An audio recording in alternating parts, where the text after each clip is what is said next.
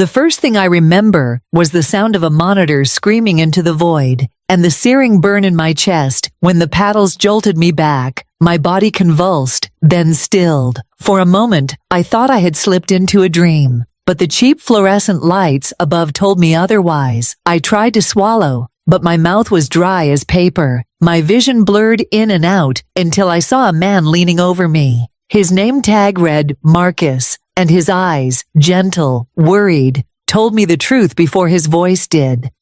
"You're safe, Mrs. Davis. Just rest now. Safe." The word clung to me like an echo I didn't believe. My chest felt as if it had been split open. My mind searched for something solid to hold on to, and one name floated to the surface: Melissa, my daughter. Then another, Jason, my son. I rasped through cracked lips, "Where are they?" Marcus hesitated, then shook his head softly. "Don't strain yourself." But that night after the shift changed and the ward quieted, I heard him talking near my bed. I was not supposed to hear it, but I did. "Yes, ma'am, she stabilized. Yes, no, she's conscious now. Would you like to speak to her?" A pause. "Okay, got it. Just thought you'd want to know." His voice fell silent, but the words lingered like poison. "Would you like to speak to her?" And whoever was on the other end, my daughter, had said no. I lay there blinking at the ceiling, my heartbeat hammering harder than when the stroke hit. My own children knew I was alive and chose silence. The next morning, when a nurse tidied the table by my bed, I saw it. A folded piece of lined paper, left casually under my water cup. My hand trembled as I pulled it closer. "Gone for 10 days. Hope you are better when we return. M&J." That was it. No flowers, no phone numbers, no promise to come back. Just a note like you'd leave on a fridge before heading to the beach. Tears didn't come. Not then. Instead, a numbness settled over me, thicker than any morphine drip.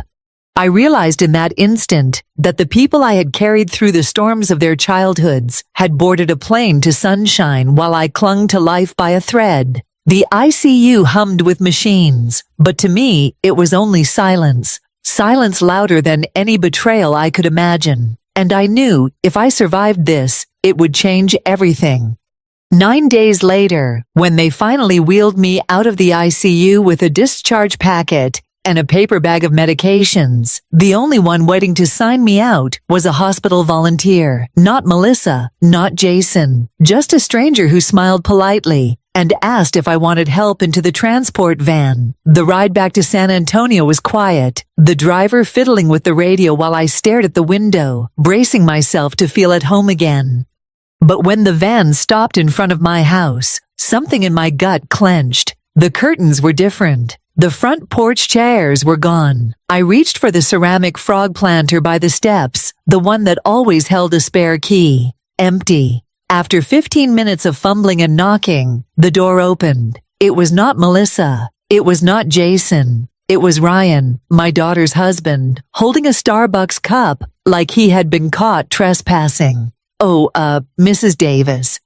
You're home sooner than we thought," he stammered. His eyes darted past me, searching for an escape. I walked past him, each step heavier than the last. The living room didn't look like mine anymore. Furniture had been rearranged, the walls half-painted a color I would never choose. My wedding photos, once proudly displayed, were shoved into a cardboard box near the corner. On the dining table lay a glossy flyer. I picked it up, my hands trembling. "Charming Southern home.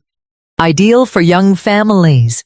It was my house, my home of 27 years, listed for sale. I sank into a chair, my legs refusing to hold me. My eyes shifted to a manila folder spread open on the counter. Inside were copies of legal documents, power of attorney, my signature scrawled across the bottom. The date, 3 years earlier, when I'd been recovering from hip surgery. Melissa had insisted it was just insurance paperwork, something harmless to sign, while I drifted in and out of anesthesia. And now here it was, resurrected as a weapon. I grabbed the nearest lifeline, an old iPad Jason used to leave on the pantry shelf. By some miracle, it still worked. The screen lit up, and his messages spilled into view, careless and cold. "Melissa, Once mom's house sells, we'll finally have breathing room. Jason. Yeah. Assisted living is lined up. No more boundaries. About time. Breathing room. From what? From me? The woman who worked double shifts after their father died so they could finish school? The one who loaned them money when Ryan's business collapsed. My chest ached, not from the stroke, but from the crushing realization. This was not a mistake. This was not bad timing. They were preparing to erase me. I didn't sleep that night. I sat at the kitchen table, under the dim glow of a single bulb, staring at the flyer like it was a death notice.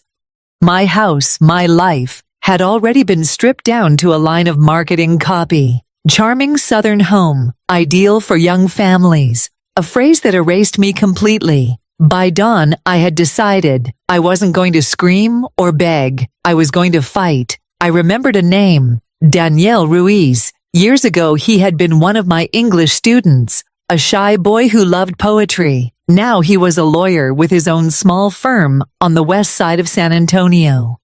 I called his office, and when he answered, I said, "Daniel, this is Eleanor Davis. Do you remember me?" He hesitated, then said warmly, "Mrs. Davis? Of course. You taught me to write. What's wrong?" I told him everything. My voice shook as I described the power of attorney, the sale flyer, the messages I wasn't supposed to see. He listened quietly, no interruptions, no disbelief. When I finished, he said, "You're not the first, but we can stop this. Meet me today." His office was modest, just a second-floor suite above a taqueria. But the moment he flipped through the documents I brought, his calm smile sharpened. "They overreached," he said. "This version of the POA doesn't authorize real estate transfers. They can't sell your home, not legally." Relief flooded me so fast it made me dizzy. For the first time in weeks, I felt the ground under my feet again.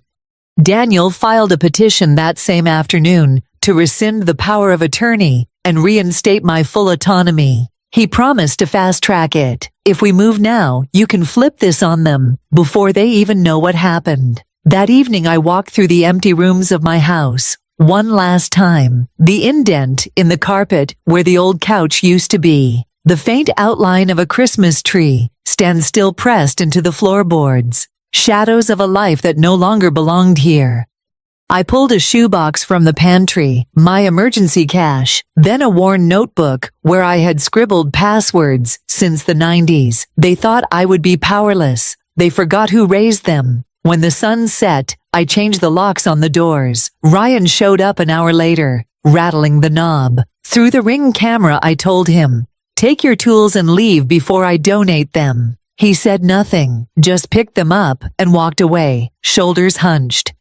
In that silence, I realized something sharper than betrayal. I wasn't just their mother anymore. I was their mark. Daniel worked quickly. Within 3 days, the court had rescinded the power of attorney and restored my full control. By then, I already knew what I had to do. Staying in that house meant waiting to be cornered again, waiting for them to find another way to push me out. No, I would leave first, and this time they would never see me coming.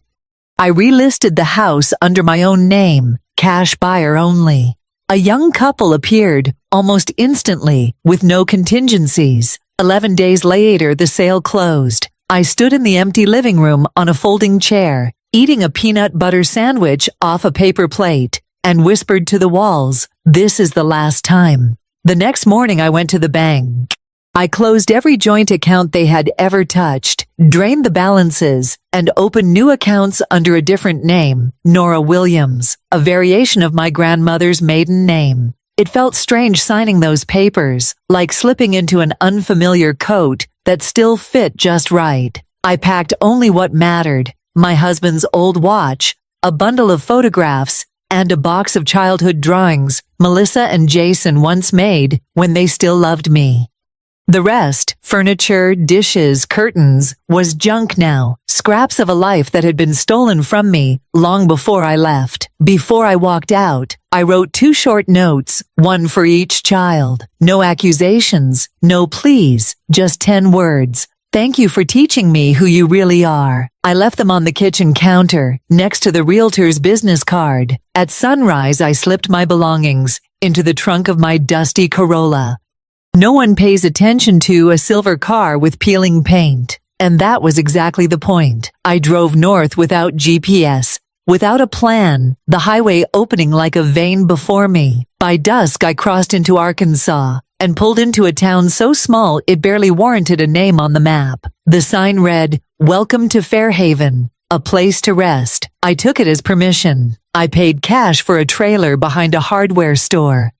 The landlord, a wiry man named Jim, asked only 2 questions. "Do you smoke?" and "Cash or check?" I told him no and cash. That was enough. That night, lying on a thin mattress with my boxes stacked like barricades, I listened to the crickets outside and waited for the fear to come. Instead, I felt something I hadn't in years. Relief. For the first time since my heart had stopped, I could breathe without wondering who was waiting to bury me. In Fairhaven, I became someone new.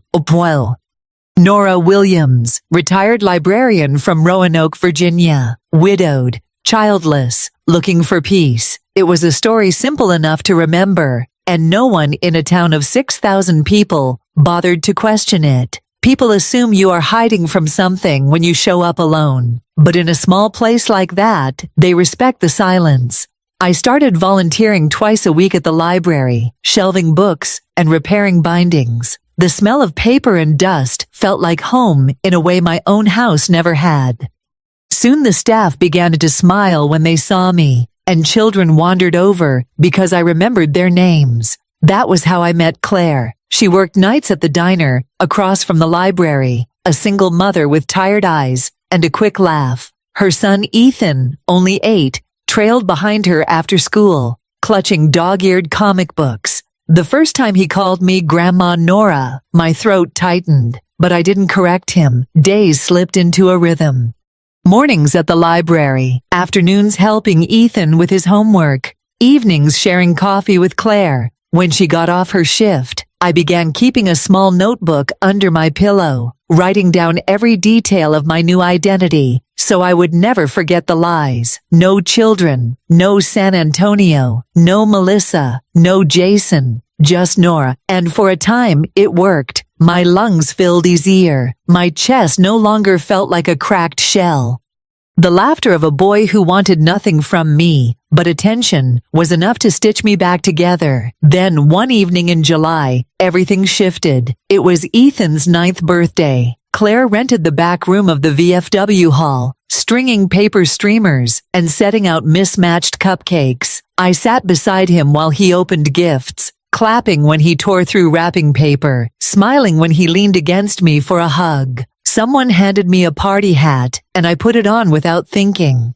One of the other moms, blonde and eager with her phone, filmed the whole thing. 30 seconds of Ethan unwrapping a toy car while I helped him read the card. She uploaded it to her Instagram, just another cheerful clip of a child's birthday. 3 days later, Claire burst into the library, phone in hand, face pale. "Nora," she whispered, "you need to see this." The video had been reposted on a parenting blog, then cross-shared to TikTok. Someone matched my face to old news clippings from San Antonio. The caption read, "Found her. Grandma Ghost is alive in Fairhaven. She changed her name. She's building a new family." My stomach dropped. In seconds, the quiet life I had built cracked wide open. By morning, the video had passed 1 million views. Comments poured in. Some praising me as a legend, others accusing me of cruelty. She abandoned her family. No, they abandoned her first. My face was everywhere again, plastered across forums, podcasts, TikTok duets. I sat at the kitchen table in my trailer, notebook open, writing and rewriting my cover story, as if that would keep it safe. Nora Williams, retired librarian, widowed, no children. The lies suddenly felt paper thin. Claire tried to reassure me. People online forget in a week. It will blow over. But I had lived long enough to know better. If the world saw me, then so did Melissa. 2 days later, I saw it. A silver Toyota with Texas plates creeping past the library parking lot. It circled twice, then slid into a space too carefully, like a shark testing shallow water. My chest tightened. The driver's door opened. Melissa stepped out. Jeans, cardigan, paper coffee cup in her hand. She looked older, smaller, as if shame had eaten away the shine she once wore so proudly. She stood near the entrance, scanning the sidewalk until her eyes found me. I froze behind the stacks, watching her through the glass door. 5 minutes passed before I stepped outside. My hands shook, but I kept my shoulders straight. She stared, lips parting, as if confirming I was real. Then her voice cracked on one word, Mom. For a moment, an old reflex stirred in me, the urge to comfort, to soften, but it vanished as quickly as it came. Please don't walk away, she whispered. I looked her dead in the eye. I already held my funeral. You just weren't there. The words struck harder than a slap. Melissa flinched, gripping her coffee like it might anchor her. We didn't know, she said. We thought you were fine. We thought... I laughed, loud, bitter, ugly. You left me alone in a hospital bed. You tried to sell my house while I was still breathing. Don't you dare say you didn't know. Tears slid down her face, silent and raw.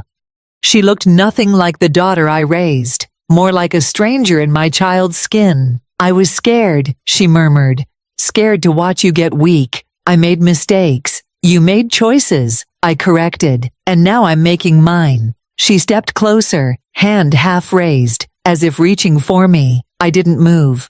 I'm not coming back, Melissa. I found a new life, one that doesn't require pretending we were ever okay. Her mouth opened, then closed again.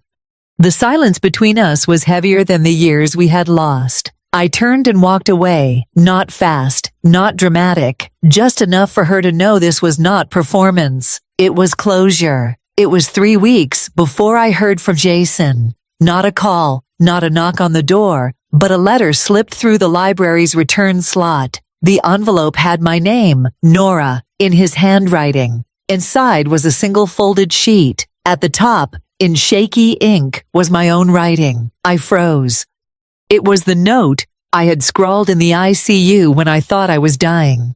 I had begged then, if I don't wake up, please forgive me. If I do, please come. I am scared. Jason had written in the margins, his words slanted and desperate. We didn't know how bad it was. I thought Melissa would go. I thought you'd understand. I am sorry, Mom. For 2 nights I let it sit on my kitchen table, unopened again, as if staring at it could erase the ache. Then, against my better judgment, I answered his email.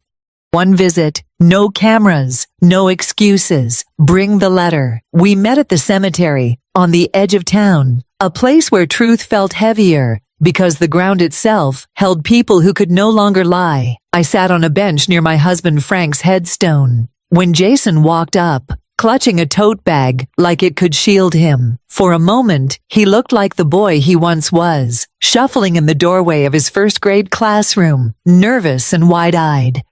But when he sat down a few feet away, I saw the man who had betrayed me. He handed me the envelope without a word. I opened it, scanning the shaky margins again. Jason finally spoke, voice raw. I didn't know how to deal with watching you get weak. I thought if we moved fast, it would be easier. I turned to him, my throat tightening. I didn't need you to be strong, Jason. I needed you to show up. His face crumpled, tears falling fast. You think I don't hate myself for it?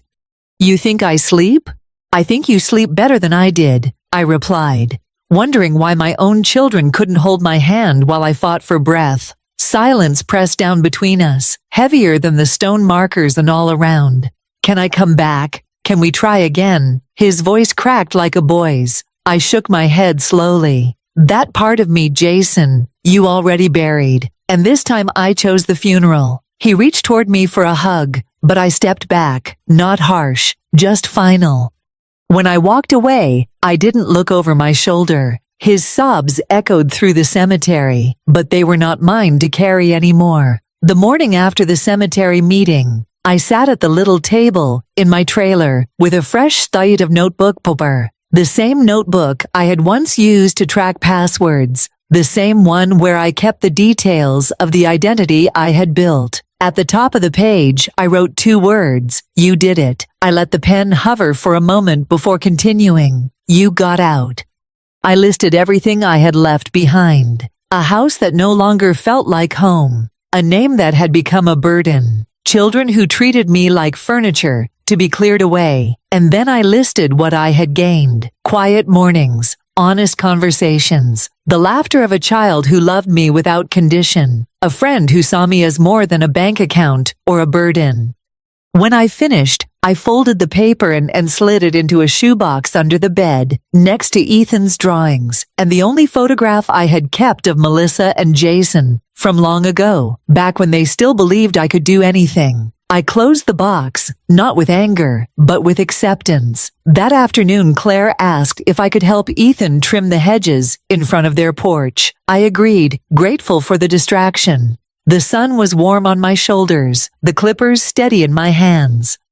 When Ethan ran up to me with a chipped seashell he had found by the creek, he grinned and shouted, "Grandma Nora, look what I found." I smiled without hesitation. "Perfect. Let's go build something with it." We spent an hour stacking shells in the dirt, laughing when they tumbled, starting over again and again. For the first time in years, I felt whole without having to be healed. That evening, as the light faded, I sat on Claire's porch and watched Ethan chase fireflies. Claire leaned against the railing and asked softly, "Do you ever regret it, leaving?" I thought about the hospital monitor flatlining, about the note on the bedside table, about the real estate flyer Geet had turned my home into a commodity. "No," I said, "I regret staying as long as I did." She nodded, and we let the silence stretch, comfortable and true. The world still spun with stories about me. Online, strangers debated whether I was a villain or a hero. But here, in this quiet town, I wasn't a headline. I wasn't Eleanor Davis, abandoned mother. I wasn't a scandal or a ghost. I was simply Nora, and that was enough. The lesson I carry is simple. Family is not the blood that runs through your veins, but the ones who show up when you are weak. It is the hand that steadies you when you stumble, the voice that answers when you call. And sometimes, it is the family you choose, not the one that was chosen for you.